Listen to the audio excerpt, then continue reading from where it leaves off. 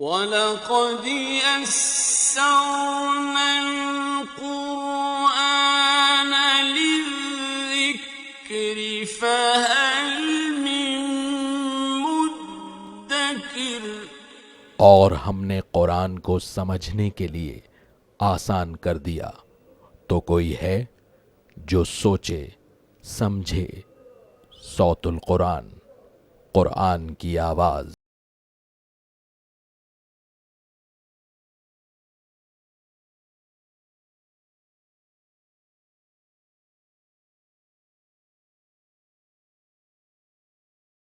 نحمده ونصلي على رسوله الكريم اما بعد فاعوذ بالله من الشيطان الرجيم بسم الله الرحمن الرحيم يا ايها الذين آمنوا لا تحرموا طيبات ما احل الله لكم ولا تعتدوا ان الله لا يحب المعتدين صدق اللہ العظیم۔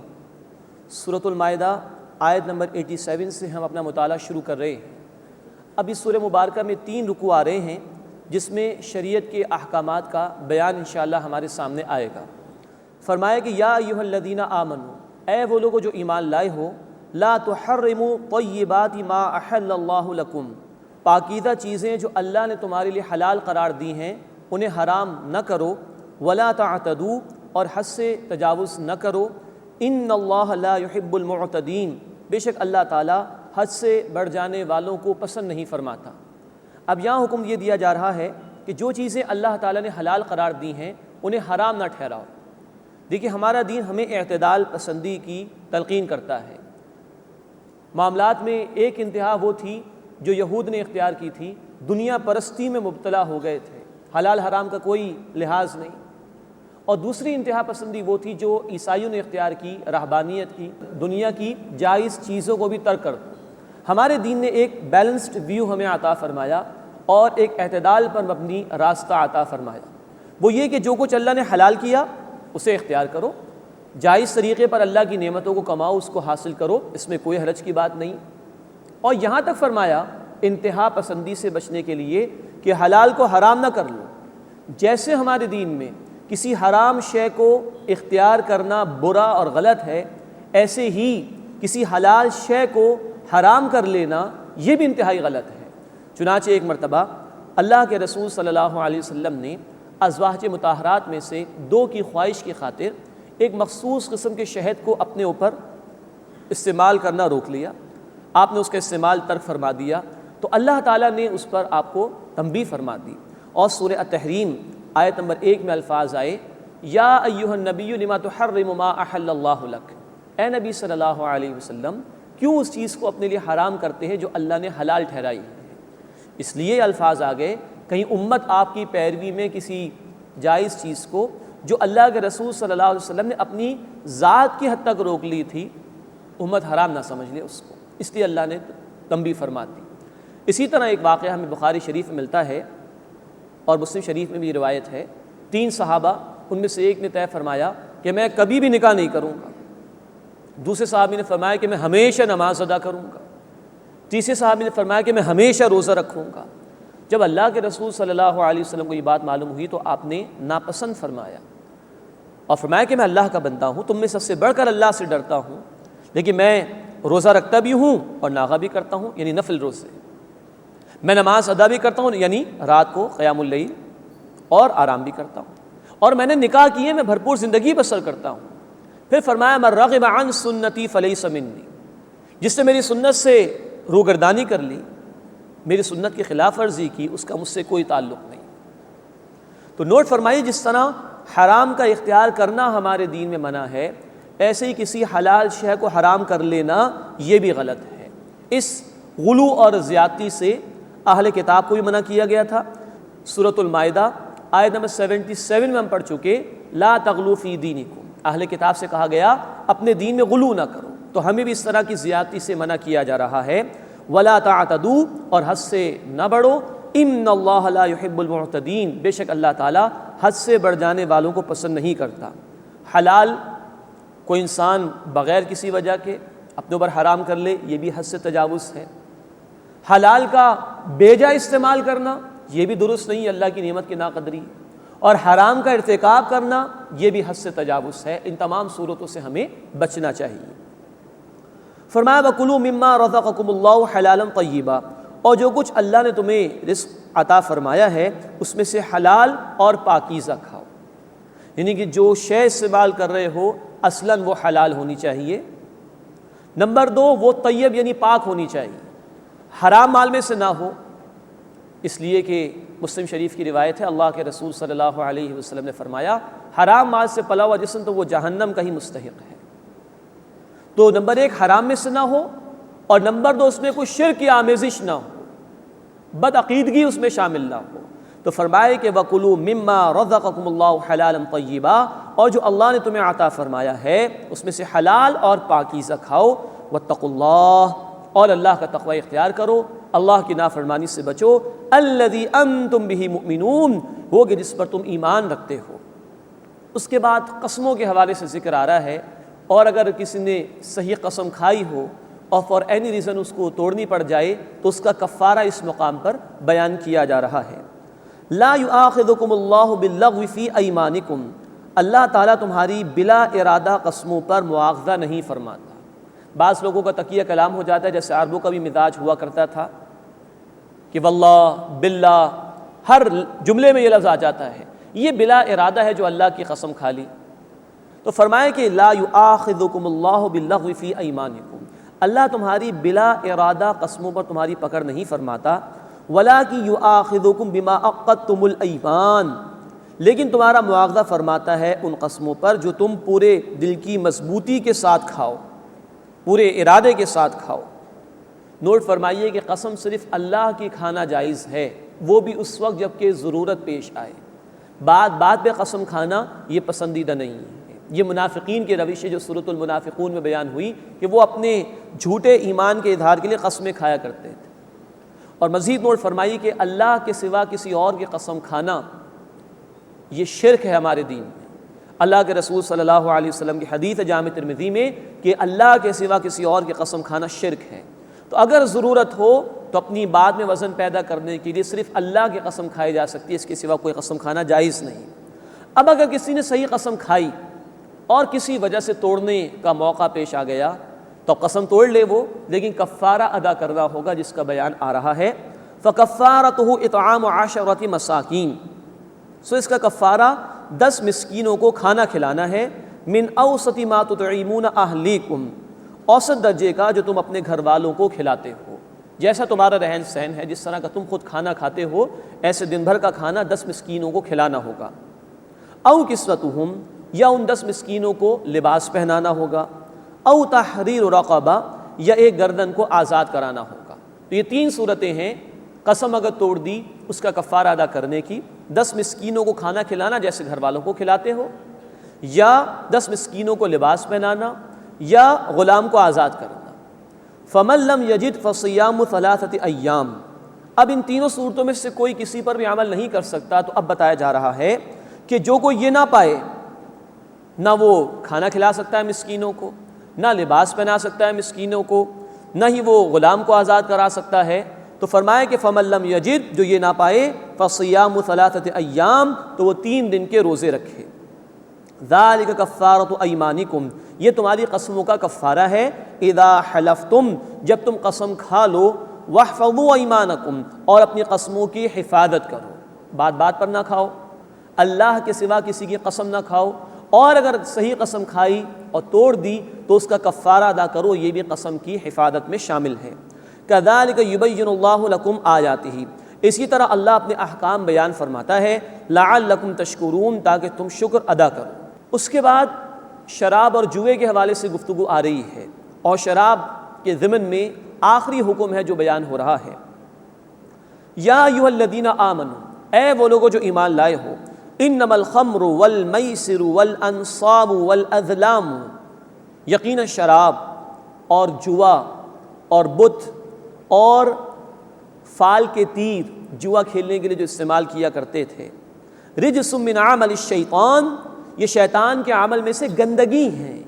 فاجتنبوا، بس ان سے بچو. لعلکم تفلحون، تاکہ تم فلاح یعنی اصل کامیابی حاصل کر سکو.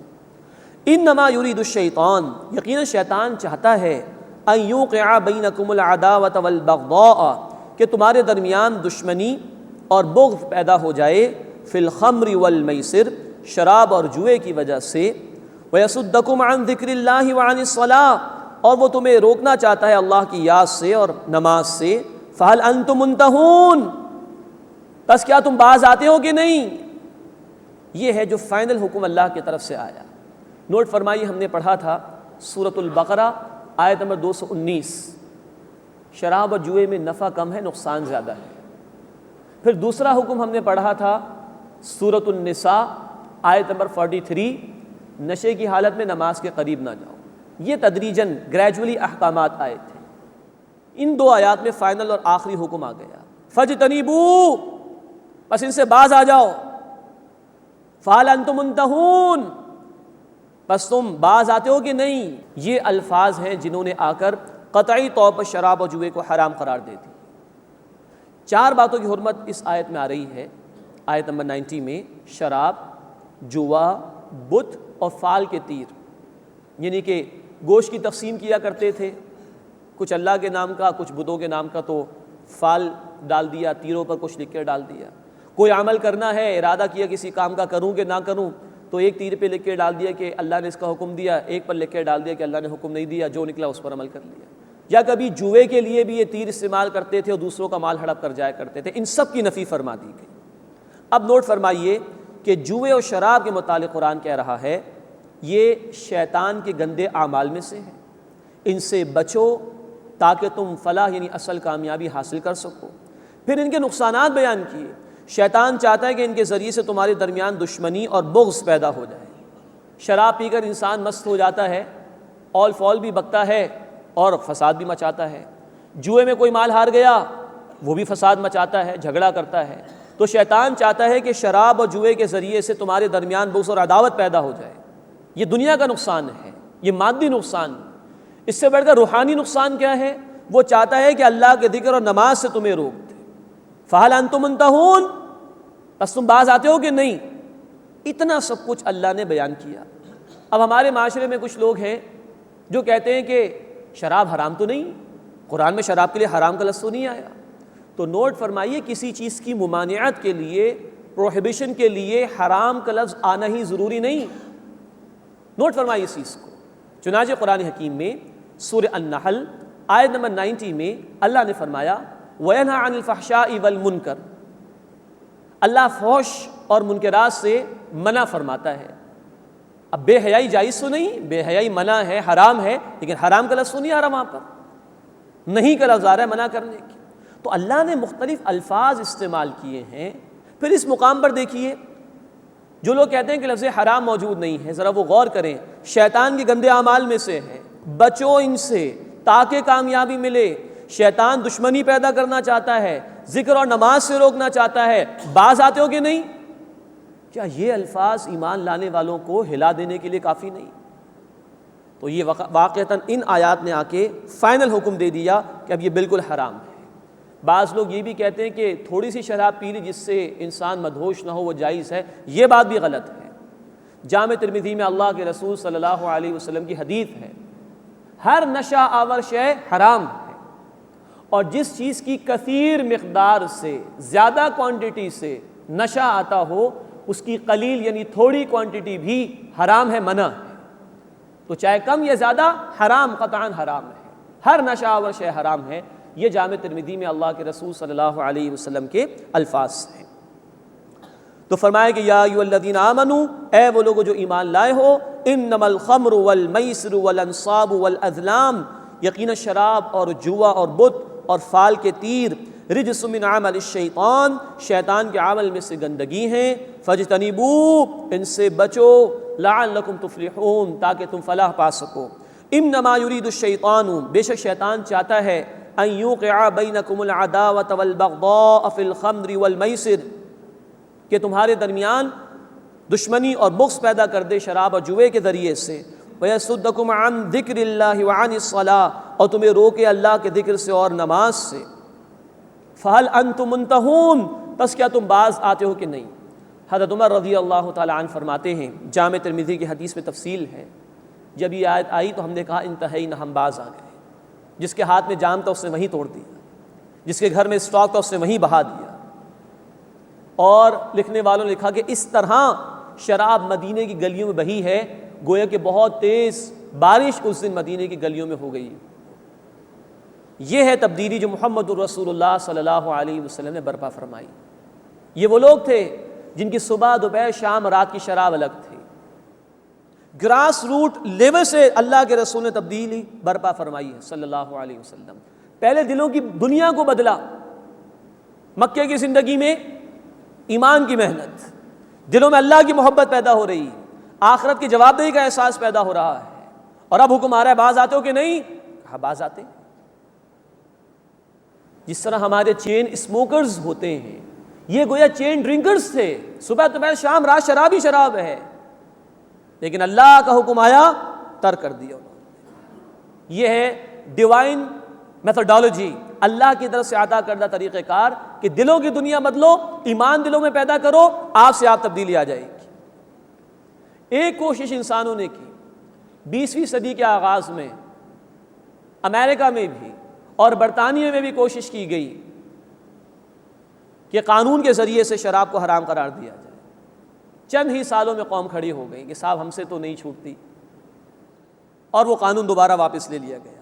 یہ ہے انسانی قانون جو انسانوں کی خواہشات پہ بدل بھی جاتا ہے، تبدیل بھی ہو جاتا ہے، اور ایک الہی قانون ڈیوائن لا جس میں کوئی تبدیلی نہیں ہو سکتی۔ اصل تبدیلی انسانیت میں اگر آئے گی تو الہی تعلیمات کے ذریعے سے۔ اللہ ہمیں بھی اپنی آیات کا فہم عطا فرمائے، اپنی کتاب پر یقین عطا فرمائے، اور اس کے تقاضوں پر عمل کرنے کی توفیق عطا فرمائے۔ اسی میں نجات ہے، اسی سے معاشرے میں بہتری ہو سکتی ہے، اسی سے معاشرے میں ریولوشن آئے گا اور اصلاح ہو سکے گی۔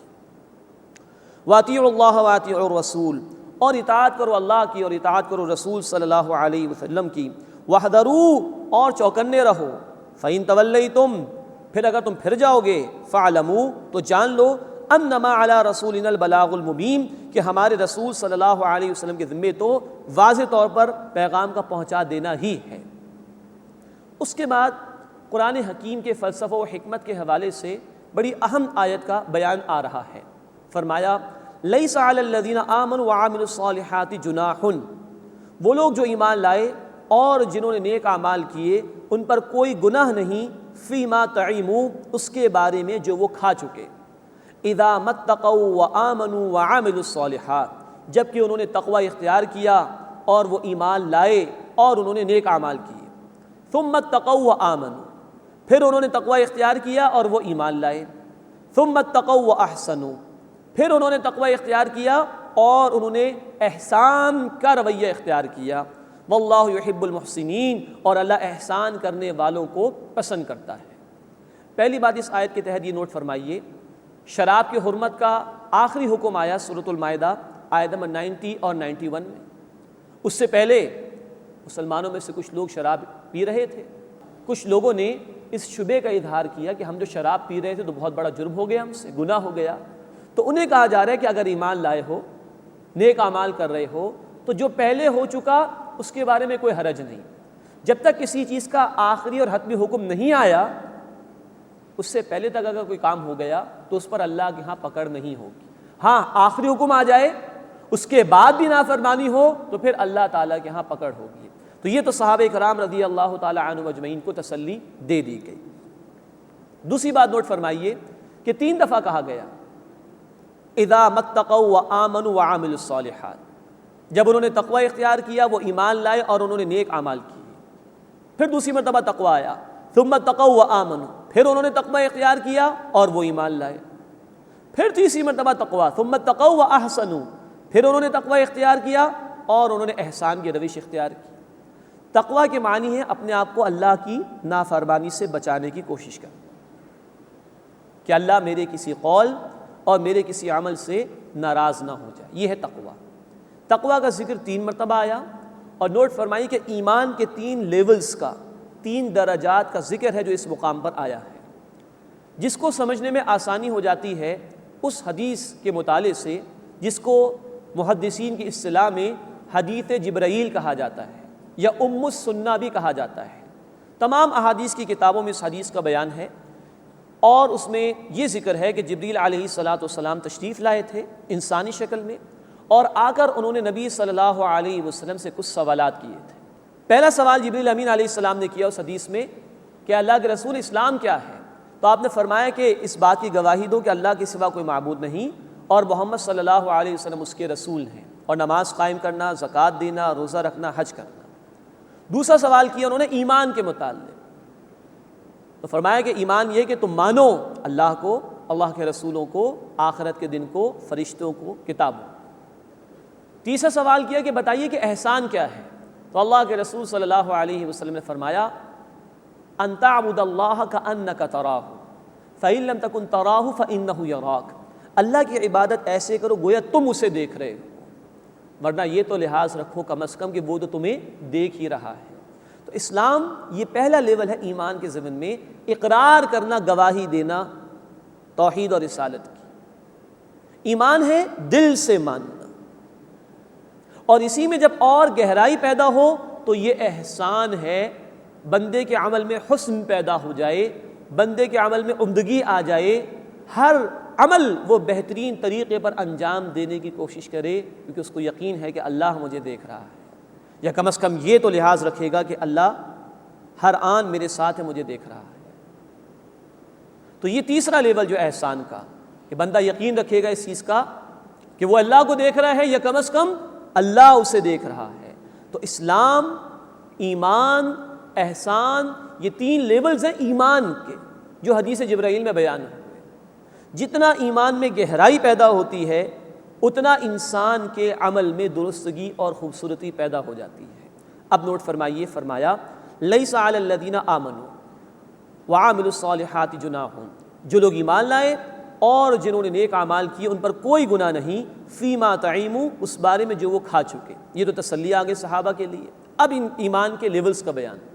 اذا متقوا، جب انہوں نے تقوی اختیار کیا، وآمنوا، اور وہ ایمان لائے، وعملوا الصالحات، اور انہوں نے نیک اعمال کیے۔ یہ اسلام کا لیول اقرار جب کر لیتا ہے بندہ۔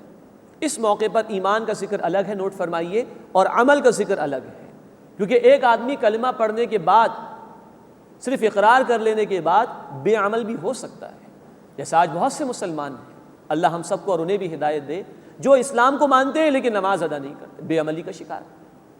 لیکن اگلا لیول فرمایا ثم اتقوا وآمنوا، پھر انہوں نے تقوی کی روش اختیار کی اور وہ ایمان لائے۔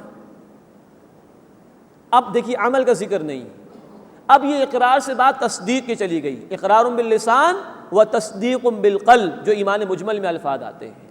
جب دل میں ایمان ہو تو عمل لازماً تبدیل ہوتا ہے، جیسا کہ اللہ کے رسول صلی اللہ علیہ وسلم نے فرمایا، بخاری و مسلم شریف کی روایت میں، کوئی شخص حالت ایمان میں چوری نہیں کرتا، کوئی شخص حالت ایمان میں زنا نہیں کرتا، کوئی شخص حالت ایمان میں شراب نہیں پیتا۔ یہ دل سے ایمان نکلے گا تو انسان گناہ کرے گا۔ تو جب ایمان کی بات آئی تو عمل کا ذکر نہیں آیا، کیوں؟ جب دل میں ایمان ہو، یعنی حقیقی ایمان، تصدیق بالقلب والی بات، تو عمل لازماً درست ہوتا ہے انسان کا، اس لیے اس کے بیان کے ساتھ عمل کا ذکر نہیں کیا گیا، وہ آپ سے آپ انڈرسٹوڈ ہے۔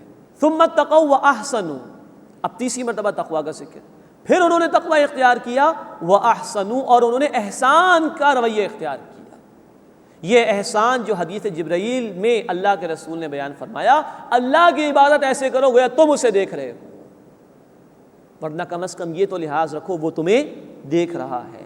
جب اس قلبی یقین والے ایمان میں، تصدیق والے ایمان میں اور ڈیپتھ اور گہرائی پیدا ہوگی تو انسان کے عمل میں اور حسن اور خوبصورتی پیدا ہو جائے گی، ہر عمل بہتر سے بہتر ہوتا چلا جائے گا۔ یہ ہے ایمان کی گہرائی کے اعتبار سے سب سے ٹاپ کا لیول، کہ عمل اپنی خوبصورتی کی انتہا پر پہنچ جائے۔ یہ لیولز ہیں ایمان کے جو یہاں پر بیان ہوئے۔ اسلام یہاں پر اقرار ہوگا تو عمل کا ذکر الگ ہے، ایمان عمل لازم ہے، اس نے عمل کا ذکر نہیں آیا، اور احسان خوبصورتی عمل میں پیدا ہو جائے، اس کا ذکر تیسرے لیول پر فرمایا۔ اذا متقوا وآمنوا، جب انہوں نے تقوی اختیار کیا اور ایمان لائے، وعملوا الصالحات، اور انہوں نے نیک اعمال کیے، ثم اتقوا وآمنوا، پھر انہوں نے تقوی اختیار کیا اور وہ ایمان لائے، ثم اتقوا واحسنوا، پھر انہوں نے تقوی اختیار کیا اور انہوں نے احسان کی روش اختیار کی۔ تو یہ احسان بہت جامع، بڑی گہری اصطلاح ہے جس کی وضاحت ہمیں حدیث جبرائیل میں ملتی ہے۔ اور مزید نوٹ فرمائیے، ہر لیول پر آگے بڑھنے کے لیے، اعمال میں خوبصورتی پیدا کرنے کے لیے، ایمان میں ڈیپتھ پیدا کرنے کے لیے جو شے درکار ہے وہ ہے تقوی، اللہ کی نافرمانی سے بچنے کی کوشش کرنا۔ اللہ ہمیں یہ تقوی عطا فرمائے، حقیقی ایمان دل کی گہرائیوں میں عطا فرمائے، اور ہمیں بہترین سے بہترین طریقے پر اپنی عبادت کی توفیق عطا فرمائے۔ واللہ یحب المحسنین، اور اللہ احسان کرنے والوں کو پسند فرماتا ہے۔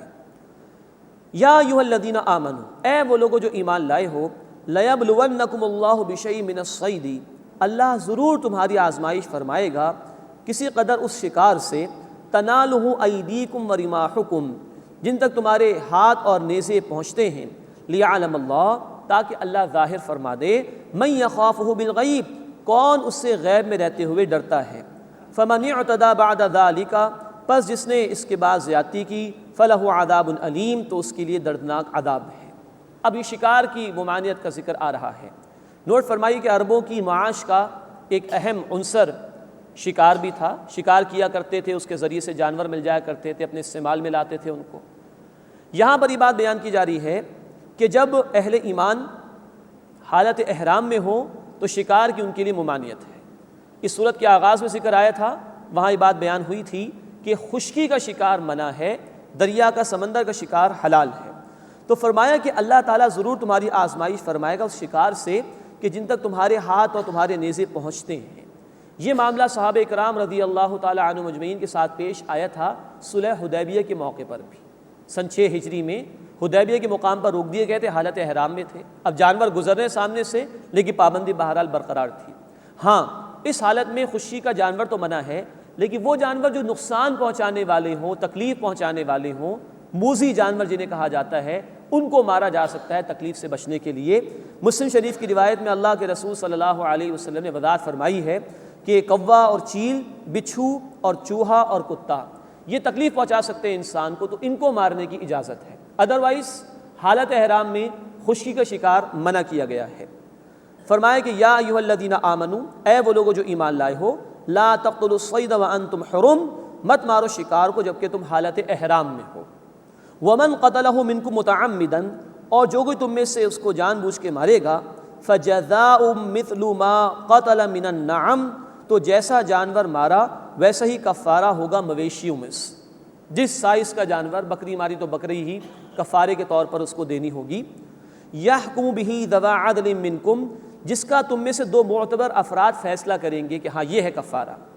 حدیا بالغ الکعبہ، یہ قربانی ہوگی کعبے تک پہنچائے جانے والی، وہاں جا کے اس کو ذبح کیا جائے گا۔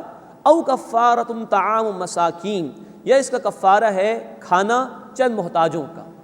اس کی تشریح بیان کی گئی ہے مفسرین کے ہاں کہ وہ جو جانور جو کہ پیش کرنا ہے فدیے کے طور پر، کفارے کے طور پر، اس جانور کی مالیت کا اندازہ لگا کر وہ رقم محتاجوں میں کھانے کے طور پر تقسیم ہوگی۔ او عدل ذلک الصیام، یا اس کا بدلہ ہے روزہ رکھنا۔ اس کی تشریح مفسرین نے یہ بیان کی ہے کہ اس جانور کی مالیت دیکھی جائے گی، اس مالیت کے اعتبار سے دیکھا جائے گا کہ صدقہ فطر کے برابر کتنے حصے بنیں گے، اور اس کے اعتبار سے روزے رکھنے ہوں گے اگر کسی کے پاس مال موجود نہیں۔ جیسے ہم جانتے کہ ایک روزے کا فدیہ صدقہ فطر کے برابر ہے، تو اس جانور کی جتنی قیمت بنے گی دیکھا جائے گا کتنے صدقہ فطر کے حصے اس میں بن سکتے ہیں، اتنے روزے فدیے کے طور پر رکھنے ہوں گے۔ لیذوق وبال امرہ، تاکہ وہ اپنے کیے کی سزا چکھے۔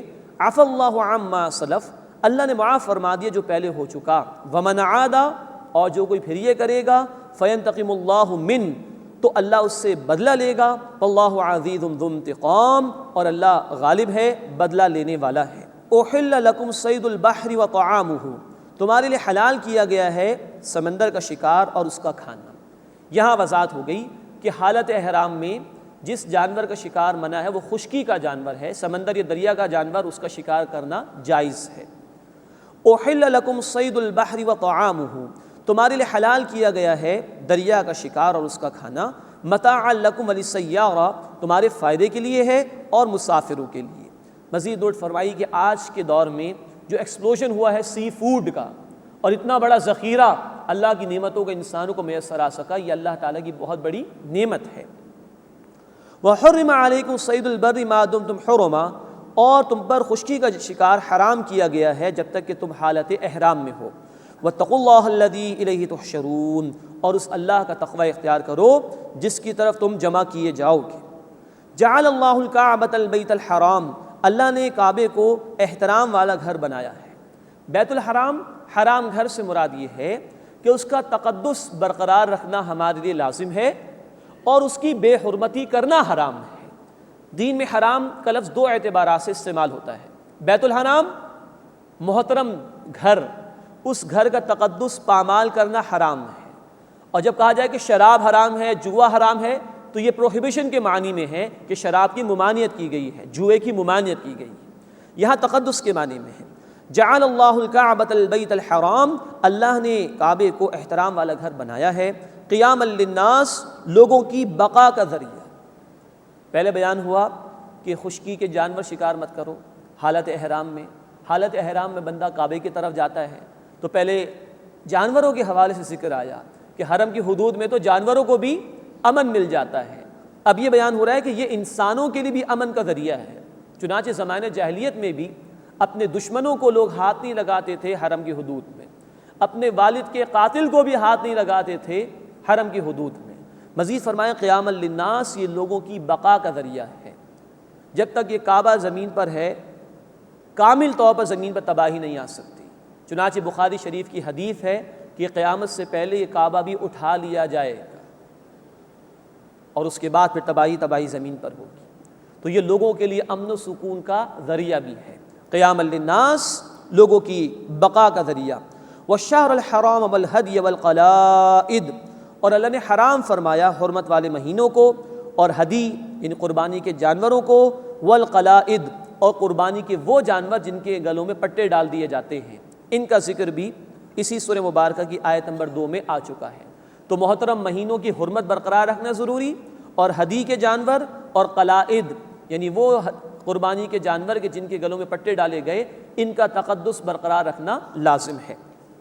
ذالک لتعلموا، یہ اس لیے تاکہ تم جان لو، ان اللہ یعلم ما فی السماوات وما فی الارض، بے شک اللہ جانتا ہے جو کچھ آسمانوں میں ہے اور جو کچھ زمین میں ہے، وان اللہ بکل شیء علیم، اور یہ کہ اللہ تعالی ہر شے کا علم رکھنے والا ہے۔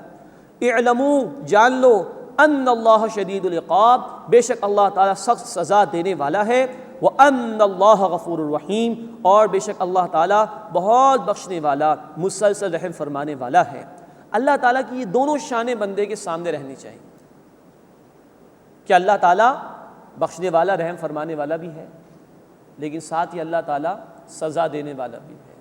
اس نے جنت کا بیان بھی قرآن میں دیا ہے، جہنم کا بیان بھی قرآن میں دیا ہے۔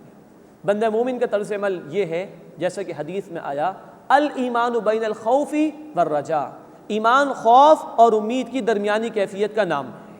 اللہ کی رحمت سے امید بھی ہو اور اللہ کے عذاب کا خوف بھی ہو، یہ ہے صحیح تر طرز عمل۔ فرمایا کہ اعلموا، جان لو، ان اللہ شدید العقاب، بے شک اللہ سخت سزا دینے والا ہے، وان اللہ غفور الرحیم، اور بے شک اللہ بہت بخشنے والا مسلسل رحم فرمانے والا ہے۔ ما علی الرسول الا البلاغ، رسول صلی اللہ علیہ وسلم کے ذمے تو صرف پہنچا دینا ہے، باقی پھر لوگوں کو خود جواب دہی کرنی ہوگی قیامت کے دن۔ واللہ یعلم ما تبدون، اور اللہ جانتا ہے جو کچھ تم ظاہر کرتے ہو، وما تکتمون، اور جو کچھ تم چھپاتے ہو۔ قل لا یستوی الخبیث والطیب، اے نبی صلی اللہ علیہ وسلم فرما دیجئے برابر نہیں ناپاک اور پاک۔ ولو اعجبک کثرت الخبیث، خواہ تمہیں ناپاک کی کثرت کتنی اچھی لگے۔ یہ ہے اصولی بات جو دین نے بیان فرمائی۔ اللہ کے احکامات کے مان لینے میں ہی خیر ہے۔ ناپاک، حرام کتنا ہی خوشنما لگ رہا ہو، نافرمانی کے کام کتنے ہی اچھے لگ رہے ہوں، وہ کبھی بھی پاک کے برابر، اللہ تعالیٰ کی فرما برداری کے روش کے برابر نہیں ہو سکتے۔ تو جو ناپاک ہے، جو حرام ہے، وہ سراسر اللہ کے غضب کو دعوت دینے والا ہے، اور جو پاک ہے، حلال ہے، اللہ کی فرما برداری پر مبنی ہے، وہ سراسر اللہ رب العزت کی رحمت کو دعوت دینے والا ہے۔ فرمایا قل لا یستوی الخبیث والطیب، اے نبی صلی اللہ علیہ وسلم فرما دیجئے برابر نہیں ناپاک اور پاک۔ ولو اعجبک کثرت الخبیث، خواہ تمہیں ناپاک کی کثرت اچھی ہی لگے۔ فاتقوا اللہ یا اولی الالباب، تو اے عقل والوں اللہ کا تقوی اختیار کرو۔ اللہ کی نافرمانی سے بچو، لعلکم تفلحون، تاکہ تم فلاح یعنی اصل کامیابی حاصل کر سکو۔ اللہ ہمیں اپنا تقوی اختیار کرنے کی توفیق عطا فرمائے۔ یا ایھا الذین آمنوا، اے وہ لوگوں جو ایمان لائے ہو، لا تسألوا عن اشیاء ان تبد لکم تسؤکم، مت پوچھو ان چیزوں کے متعلق جو تمہارے لیے اگر ظاہر کر دی جائیں تو تمہیں تکلیف پہنچائیں۔ وَإِن تَسْأَلُوا عَنْهَا، اور اگر تم ان کے متعلق سوال کرو گے، حِينَ يُنَزَّلُ الْقُرْآنُ، جبکہ قرآن نازل کیا جا رہا ہے، تُبْدَ لَكُمْ، تو وہ تم پر ظاہر کر دی جائیں گی، پھر تم پریشانی میں مبتلا ہو جاؤ گے۔ عفا اللہ عنہا، اللہ نے اس سے درگزر فرمایا، واللہ غفور حلیم، اور اللہ بہت بخشنے والا، حلم والا ہے، نظر انداز فرما دیتا ہے، بخش دیتا ہے، پوچھ گچھ نہیں فرماتا، پکڑتا نہیں۔ یہ آیت بتا رہی ہے کہ بیجا سوالات نہیں کرنے چاہیے۔ چنانچہ جب وہ آیت نازل ہوئی قرآن حکیم کی، سورہ آل عمران آیت نمبر 97، وَلِلَّهِ عَلَى النَّاسِ حِجُّ الْبَيْتِ مَنِ اسْتَطَاعَ إِلَيْهِ سَبِيلًا، اور لوگوں کے ذمے اللہ کا یہ حق ہے کہ جو اس کے گھر تک پہنچنے کی استطاعت رکھتا ہو وہ اس کا حج کرے۔ اب جامع ترمذی میں تفصیل ہے، ایک صاحب نے سوال کر لیا، اے اللہ کے رسول صلی اللہ علیہ وسلم، کیا ہر سال فرض ہے؟ آپ 2 مرتبہ تک خاموش رہے، تیسری مرتبہ آپ نے سرزنش فرمائی، کہا میں کہہ دیتا ہاں تو ابھی قرآن نازل ہو رہا ہے، ہر سال فرض ہو جاتا۔ تو بیجا سوالات نہیں کرنے چاہیے۔ حدیث مسلم شریف میں اللہ کے رسول صلی اللہ علیہ وسلم نے فرمایا، تم سے پچھلی قومیں کثرت سوال اور اپنے انبیاء سے اختلاف کی وجہ سے ہلاک کی گئی۔ تو بیجا سوالات سے بچنا چاہیے۔ ہاں وہ سوالات درست ہوتے ہیں جن کا تعلق عمل سے ہو، ایمان سے ہو، نجات سے ہو، لیکن وہ سوالات جن کا کوئی عملی پہلو نہ ہو، وہ سوال برائے سوال ہوں، عملی زندگی سے نجات سے کوئی تعلق نہ ہو، اس سے بچنا چاہیے۔ قد سألها قوم من قبلکم، اس کے متعلق ان سے پہلے قوم نے سوال کیا تھا۔ یہ اشارہ یہود کی طرف ہے۔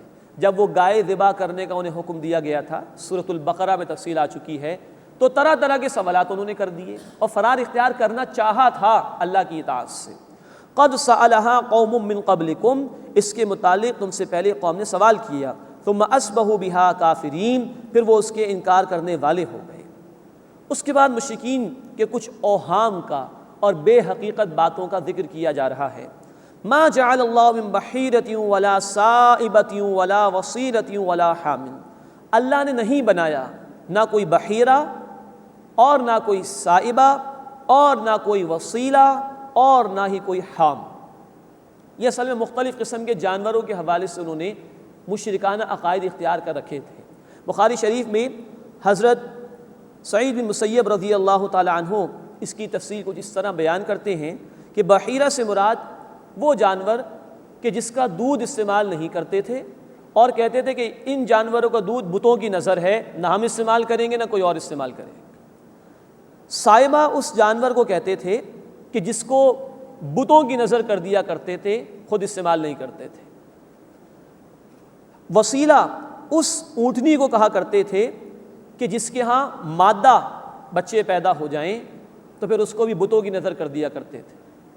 اور حام اس اونٹ کو کہا کرتے تھے کہ جس کے ہاں بہت سارے بچے پیدا ہو جائیں تو اس سے بھی فائدہ نہیں اٹھاتے تھے اور بتوں کے حوالے کر دیا کرتے تھے۔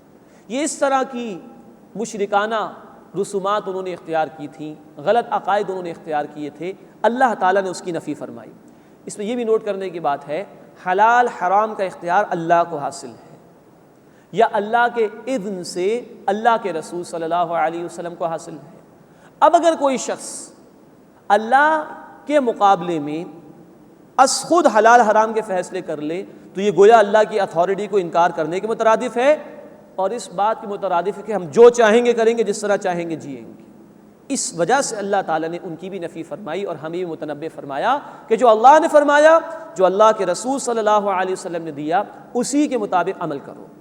وَلَٰكِنَّ الَّذِينَ كَفَرُوا، لیکن جن لوگوں نے کفر کیا، یفترون علی اللہ الکذب، وہ اللہ پر جھوٹ منسوب کرتے ہیں، وَأَكْثَرُهُمْ لَا يَعْقِلُونَ، اور ان میں سے اکثر عقل نہیں رکھتے۔